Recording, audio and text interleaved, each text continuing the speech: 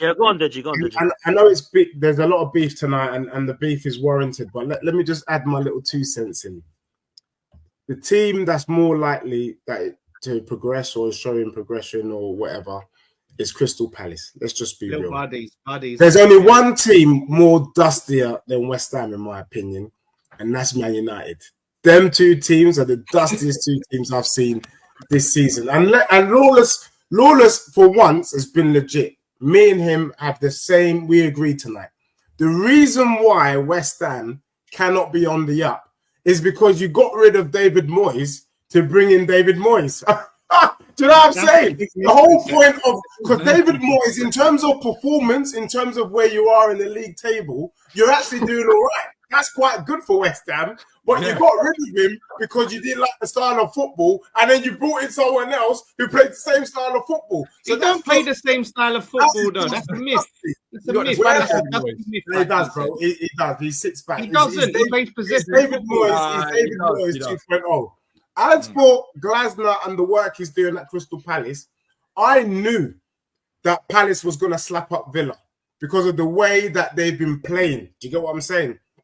He's got Eze, he's got Elise, he's got Mateta sourcing, and you know what? Big up to that brother you got in midfield. Is it Adam Walton or something like that? Baller. So Glasner, you can own. The only way is up for Palace. The only thing is, I don't think they lose all of their players. If they were to lose all of their players, Crystal Palace would be a very rich club.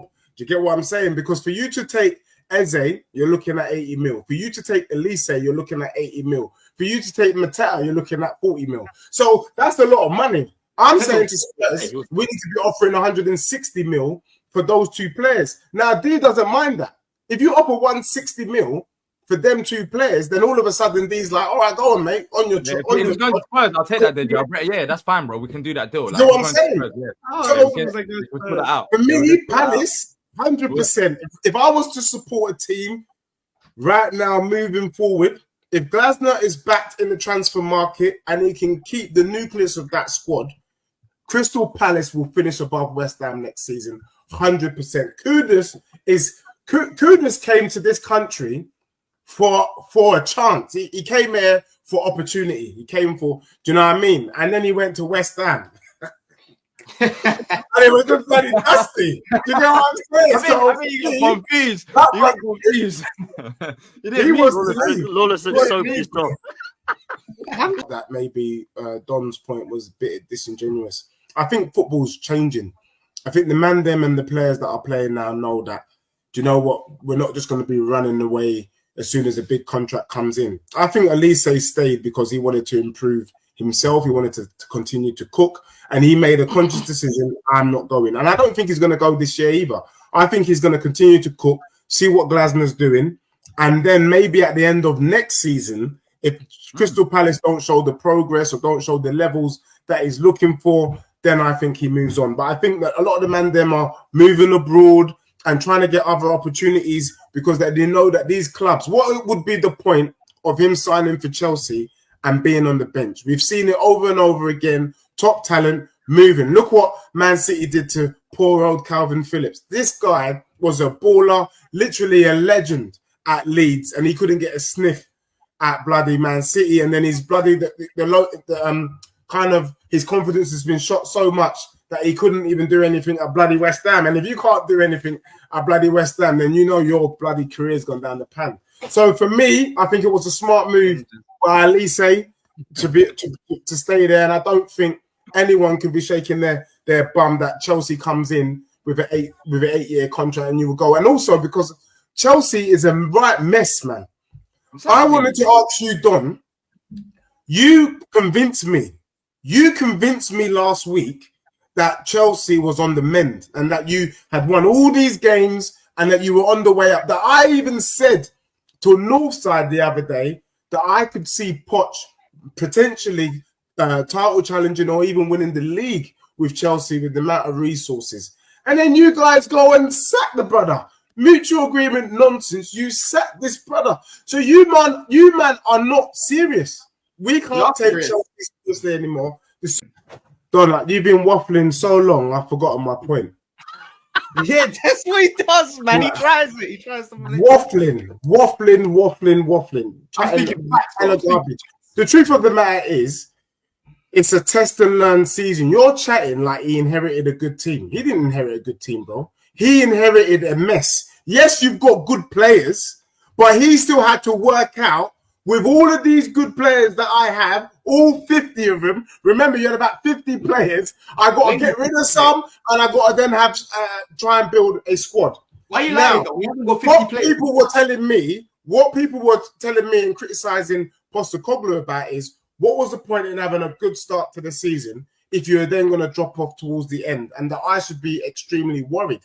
And that people were also saying Chelsea started off slow, and then towards the end, it looked like it started to click and it was working. You said the last 5 games. The truth of the matter is, the last 5 games, last 6 games, it looked like it's clicked. So common sense would say, let's see if we can take this momentum. Let's see if we can take this clicking into the new season. The fact that, Don, you can sit there and say, because of what happened earlier in the season, when he's still trying to work out your best lineup, 8 months. the dumbest thing I've ever heard, bro. So wait, no, Deji. You're shameless. You know why you're shameless, Deji? It does take that long, bro. I'm sorry, Deji. It's his first season, bro. Let me just say, Nah. Deji. I'm sorry. You're chatting rubbish. Hold on, bro. Yeah. If you bring in, let me just take this away from football. You've got a lawyer that's got 15 years experience, yeah, and they go to court and they're not even able to argue against the defendant, yeah, argue for their client, bro. That firm is gonna sack them, because that's a bare minimum you expect the lawyer to do. You need to be able to go to court and argue for your client, right? Let me tell you why that analogy is 15 years experience, and he can't do the bare minimum and playing people in their normal position, bro. Stop it with the positions, man. Everything's about the fucking playing in normal positions. Is Ben White a right back, Poch? Is Ben White a fucking right back by trade? He's in a better system. He's in a better system. With players that are more experienced. Playing him in his normal position. And also, we're a new team. We're a brand new team. Arsenal are, bro. Don, I don't want you. I don't want you ever talking about my learned friends ever again. You and the law don't mix, okay? Don't be chatting about lawyers, yeah? They call me a lawyer in the chat. You're definitely not a lawyer. I don't know what sort of lawyer you are, mate. You're probably a street pharmacist. That's what it is. You know what I'm saying? But what I'm trying to say to you, my bro, is legitly. It's not the same, because the context, the stuff is different. He's come into a Chelsea team with billions of pounds, with a whole load of players that he's got to clean up, that he's got to work out a system. And I've been saying this. I say this to Arsenal fans. I said it to Dan. I said, you got to move things around, test it, move it. Some of the ideas, you might not like it. It might be wild, but eventually, over time, you will get there. Let me give you a classic example from my club, Tottenham Hotspur. People kept calling for Van der Ven to go left back. Van der Ven. But in his head, because I've managed that grassroots. Sometimes you have an idea in your head, and until you're forced to make a change, you probably won't test it out. So Tottenham had Van der Ven centre back, and they were like, you know what, it's got to be Van der Ven and Romero centre back. That's all we can do. Then he put Ben Davies there, didn't work. Then he put Emerson Royal there, didn't work. Then he said, you know what? Let me put Van der Ven out on the left. And guess what? It bloody worked. It was all right. Yeah, we didn't win against City. But moving forward, in the next season, if we didn't bring any new players into this squad and your doggy gets injured, guess what? Van der Ven will go left back.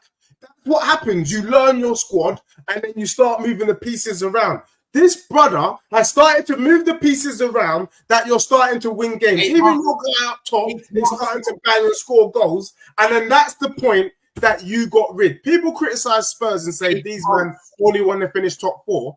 You man ain't serious. With all that money, you know what I think it is, that what's going on at Chelsea, Lawless? These men are money laundering. They're not looking to win. They're just spending money and bringing it round through the gate receipts. That's what it is, bro. Because it don't make sense. Your club is showing no ambition. There's no ambition. No, this is ambition. This is ambition because the season, bro, is 38 games. It's not 5 or 20 games. It's 38 games, yeah? But and you finished 6. It's already come out today that Egbali and the 2 directors, Winstanley and Stewart, they grilled Poch for 6 hours, yeah? And I know they were asking him, okay, against Nottingham Forest, why did you do this? Against Bournemouth, why did you do this? And the guy was probably was translating. He probably brought his translator back from Southampton days. As if them pricks know football to be grilling Pochettino. Wow, that's an achievement this season. I don't see. Got a new deal then, innit? Got a new deal then, innit? Huh? For me personally, I don't see Chelsea coming back unless Daddy comes back. Bro, Roman, legit. You guys fell off when he left. So I don't think you fell off when he left. Your daddy left, and that's it. All them little conversations on the yacht ain't happening no more. And now you man are falling off. I'm not sure De Zerbi is better than Pochettino. And when we sit here this time next season, I will be saying it's not De Zerbi, but you deserve it. You deserve what happens to you in your club. Do you get me? Because I feel like it's almost like the grass is greener, but it really ain't going to be that green. De Zerbi hasn't managed big players, big egos. You're not even taking that into consideration. Is he going to be able to handle the egos? Is he going to be able to handle players that are earning more money than him? You know what I mean? Like, all of these are factors that I'm not sure about he's going to be able to deal with. Deji, let me ask you a question. Name me all the players in our squad that have a big ego and a deserved ego as well. Name all of them that you think have got a big ego in my team. I think Raheem Sterling has an ego, and I think if he doesn't play, he'll be kicking up a fuss. I mean, he's been stopped for weeks. Reece James, ego. I think most of your squad, bro. Who's gonna sit there? Your Cole Palmer, ego. Do you think he's gonna be sitting down? Come on, he's not gonna be on the bench. Cole Palmer's not gonna be on the bench though. Yeah, well, whatever. But I'm trying to say the ego thing is about who plays and are they gonna listen to your manager? Are they going to listen to the instructions? Are they going to listen to the way that he wants them to play ball? He wants them to run like madmen. Are these players going to run around like madmen for your gaffer? I'm not sure. I don't know. I don't think you've got enough workhorses, because that's what we're talking about. I don't think you've got enough workhorses in that squad right now. You've got a lot of pretty boys, a lot of boys who want to go to the World Cup, a lot of boys who want to make the Euros. But no grafters. Where are your grafters apart from Gallagher? Yeah, but Deji, this is what I'm saying. This is exactly why Poch didn't work with this team, because you're talking about some pressing, chaotic football. De Zerbi likes control. So most of the games, we're gonna have the ball, bro. We're gonna have the ball most of these games, and that's exactly what the owners are looking for. It literally just came out yesterday. They're looking for a manager that can control and play possession style football, and at the same time be good at the back. That's what we're looking for at the minute. So we ain't going to be running about like what you've been seeing with Poch. It's not going to happen with this new manager, in my opinion. Come on, man. Ange, Ball, what's going to happen? Yeah, I mean, we've got a major clear out coming at Spurs. We're getting rid of a lot of dead wood. And so I'm looking forward to the players that we're going to be bringing in. And Postecoglou's already mentioned that we've already identified the players that is needed. And so hopefully we get that over the line. In relation to finishing, at the moment, I'm still very much in progress over success, meaning that I would take a third place finish as a decent season. Third, anything above fifth would be positive and means that we're heading in the right direction. If we don't finish third, then I would take fourth with a Carabao Cup. Now, you guys know I wouldn't be shaking my bum for a Carabao, but I mean, it is a trophy, and top 4 would be a step in the right direction. We're going to get wingers. He's already come out to say today we're going to be beefing up our attack. And I think that's where Spurs are at their weakest. And the other thing is, I think it finally clicks. This season was all about getting our style of play embedded. If you watch the Man City game, we were trying to play instinctive football. If Tottenham players can be a bit more instinctive in their play, burn less energy, I think it could be frightening. For me, I can see Tottenham being the closest rivals to Man City in the next couple of years. Not necessarily next season. We've got to allow for the food to keep cooking.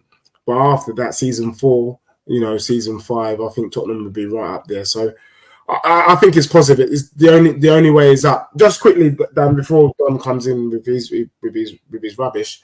I've already said my part. Oh, you said your bit. I actually think this is it for Arsenal. I think I said it to you last week. I don't know if they'll be able to get it up simply because I think you burnt all your energy, mate. Do you know what I mean? Massive I think pause. Massive yeah. pause. Do you know what I mean? I just think you've had two seasons of drainage football. You've done your very best. Let's all clap for Arsenal. They've done their best, and your best weren't quite good enough. I don't know how you are able to pick the players up from this point, unless you're gonna get rid of 4 or 5 players and bring in 4 or 5 new players, which is highly unlikely. I think Arsenal's done now, and I'm preparing to see all the people on the violin on the Titanic starting to play songs as you go down very, very slow.